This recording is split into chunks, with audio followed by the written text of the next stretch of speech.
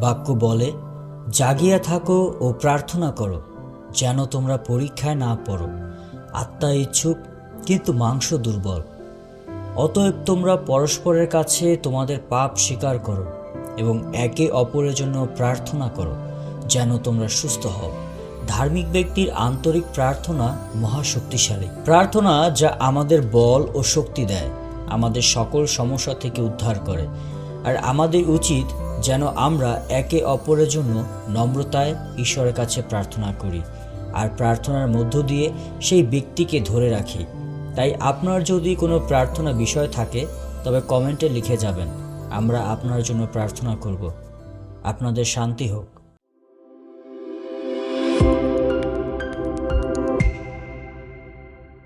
আমি সদাপ্রভুকে প্রেম করি, কারণ তিনি শুনেন আমার রব ও আমার বিনতি। তিনি আমার প্রতি কর্ণপাত করিয়াছেন, তজ্জন্য আমি যাবজ্জীবন তাহাকে ডাকিব। মৃত্যুর রজ্জু আমাকে বেষ্টন করিল, পাতালের কষ্ট আমাকে পাইয়া বসিল। আমি সংকটে ও দুঃখে পড়িলাম, তখন আমি সদাপ্রভুর নামে ডাকিলাম। বিনয় করি, সদাপ্রভু আমার প্রাণ রক্ষা করো। সদাপ্রভু কৃপাবান ও ধর্মময়। বস্তুত আমাদের ঈশ্বর স্নেহশীল।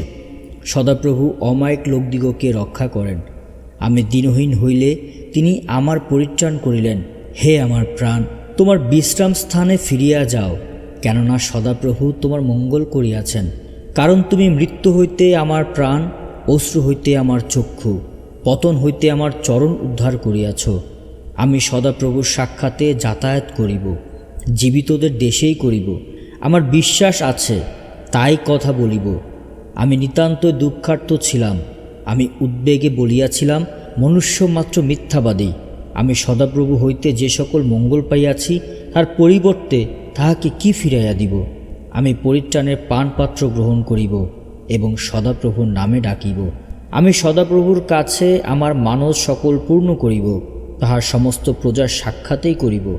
সদাপ্রভুর দৃষ্টিতে বহুমূল্য তাহার সাধুগণের মৃত্যু। বিনয় করি, সদাপ্রভু আমি তোমার দাস, আমি তোমার দাস, তোমার দাসীর পুত্র। তুমি আমার বন্ধন সকল মুক্ত করিয়াছ। আমি তোমার উদ্দেশ্যে স্তব বলি উৎসর্গ করিব আর সদাপ্রভুর নামে ডাকিব। সদাপ্রভুর কাছে আমার মানস সকল পূর্ণ করিব, তাহার সমস্ত প্রজার সাক্ষাতেই করিব। সদাপ্রভুর গৃহের প্রাঙ্গণে, হে জেরুসালেম, তোমারই মধ্যে পূর্ণ করিব। তোমরা সদাপ্রভুর প্রশংসা করো।